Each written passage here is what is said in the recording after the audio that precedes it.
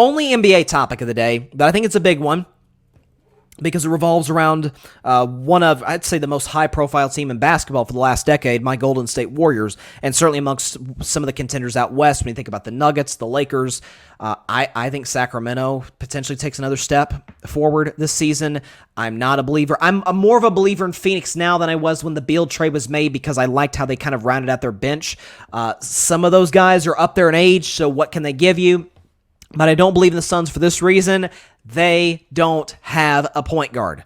It's why I'm skeptical about the Boston Celtics, who have a great roster, but they don't have a starting point guard. The Suns don't have a point guard, period. You could try Book at the point, but good luck with that. And the guy they traded, the point guard they traded to my Warriors, Chris Paul, some news came out regarding his role in the rotation. So Mark J. Spears, who's covered the Warriors for a long time, has done a spectacular job in doing so. He was on the Good Word with Goodwill podcast, and he said, quote, talking about Chris Paul, quote, I do expect him to start, and I think it's like 5-minute spurts. I don't know that they really want his minutes to be high, but I think they're going to try it. I could be wrong, but that's the gist I'm getting. This isn't an opinion that he's expected to start. It's what I'm hearing. He's never not started in his career, end quote. So again, Mark J. Spears is as plugged in as any insider is to their team and has covered the Warriors for a long time. So that's what he's hearing from, I don't know if it's from Kerr, from the coaching staff, from the organization, whoever he's hearing it from. He's got sources there. So again, like he said, this is not an opinion. Here's my takeaway on this, because when the Chris Paul trade was made, I came on the show with shades on, celebrating. I think I had my Draymond Green jersey on that day, and I said, not only am I excited that we get the albatross that is the Draymond Green Jordan Poole issue out of the building, and inefficient. And again, I want to preface, I'm pulling for Jordan Poole in Washington. That man helped us win a championship in 2022. I don't think he's a bad kid by any stretch of the imagination. I have no evidence to tell me that. The guys in the Warriors locker room spoke relatively highly of him when he left, so wish him the very best in Washington. But he's an inefficient basketball player. He's a terrible defender, and he didn't fit what Golden State was trying to do, or is trying to do moving forward. Chris Paul did. If he's coming off the bench, that was my view.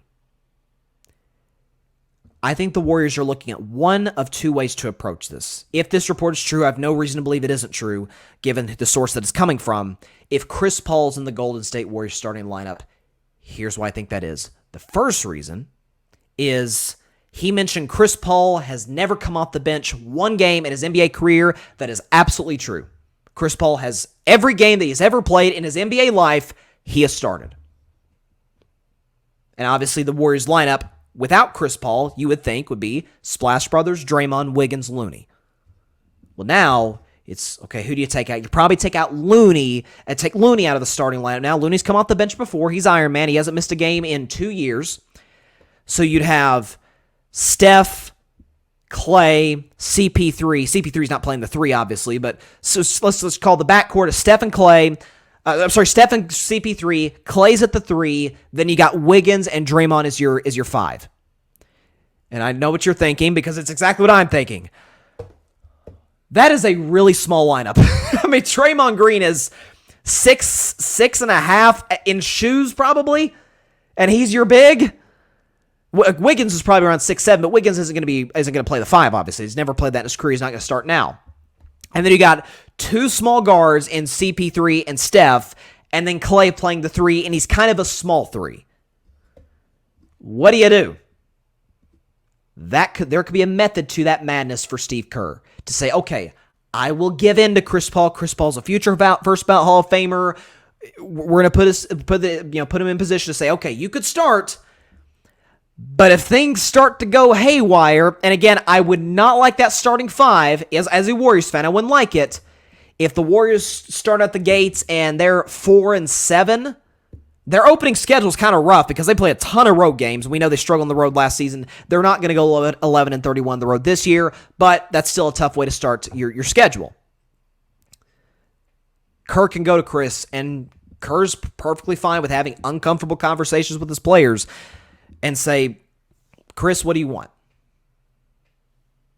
You want to win a championship, or you want to start at the expense of us potentially winning championships? Because that's the reason you're here. You're here to help us get over the top again, and we're here. Draymond Green literally just did an interview. He said, my goal this season is to get Chris Paul's first ring. Draymond Green said that verbatim. And Kirk had that conversation with him.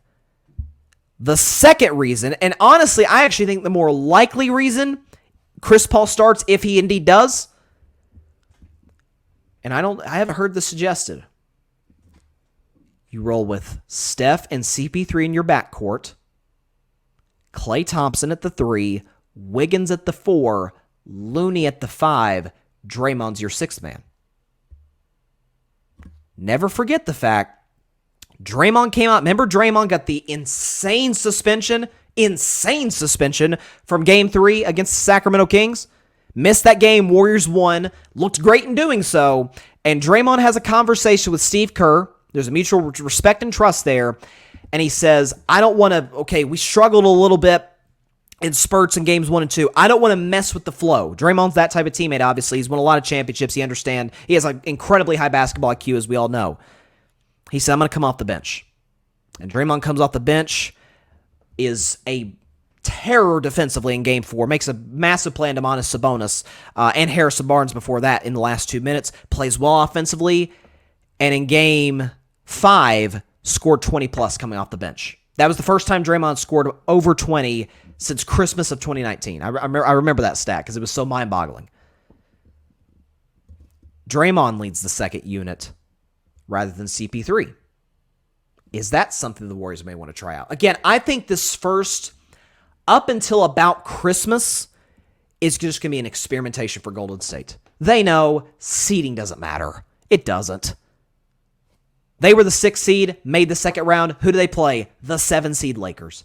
The Miami Heat, I said before the playoffs, all playoffs long, seeding in today's NBA with load management, which the NBA we saw today is looking to try and address in a strong way. I may give more of a take on that on Friday. We don't have time to get into it today, but seeding has never been more relevant in the history of the NBA.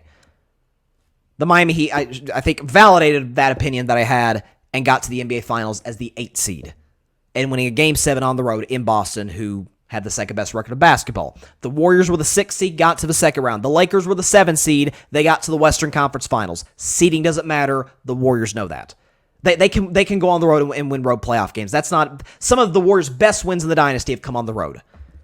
They are going to use this to a lesser extent the way they used the first 2 months in the KD era. You remember this?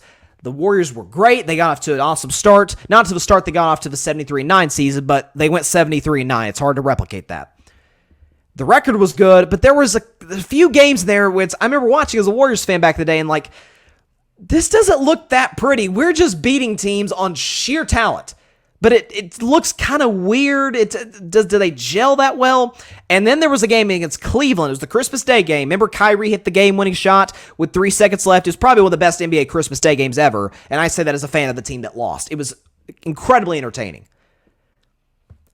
And I think it was either Kerr or Kevin Durant. I think Kevin Durant and Steph Curry had a conversation with one another because KD at that point was kind of the focal point of the offense.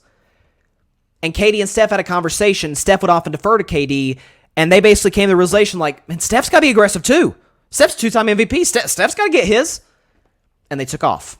And we ended up going 16-1 in the playoffs and blowing out a great Cleveland Cavaliers team in the finals, which is why I think the 2017 Warriors are the greatest team ever. That's a different conversation for a different show.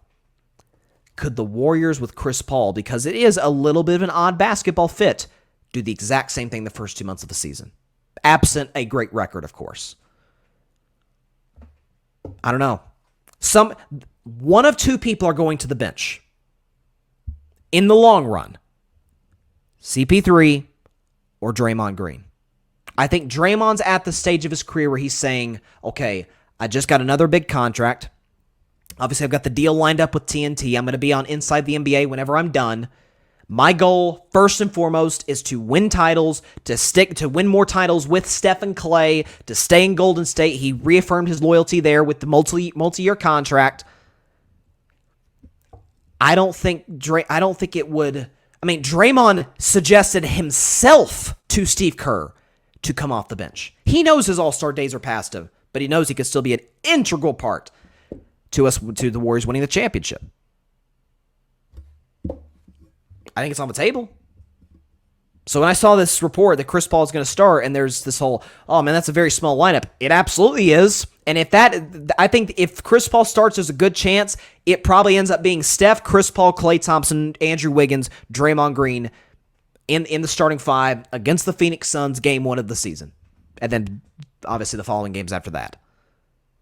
But I think we'll get to a point, whether it's around Christmas, even before that, maybe come November, where hard conversations are had, and you either move CP3 to the bench or you move Draymond Green to the bench. Either way, a future first ballot Hall of Famer, both guys, leading the second unit. A second unit that has Dario Saric, has Jonathan Kuminga, Gary Payton. So you can keep dancing on the Warriors' grave. It doesn't bother me. As a Warriors fan, I'm used to it. The Warriors themselves are definitely used to it. Thanks so much for watching the show on YouTube, and be sure to go click that big red subscribe button and check out the other clips and full shows from Carving It Up Live, as well as our other incredible content creators here on the Grid Network.